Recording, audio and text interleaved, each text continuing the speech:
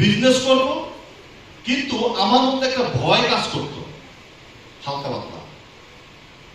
10 বছর আমি ঢাকায় থাকি না, আমার সারাউন্ডিং এর লোকজনের সাথে কমিউনিকেশন নাই। এই আমি কি আবার পারবো?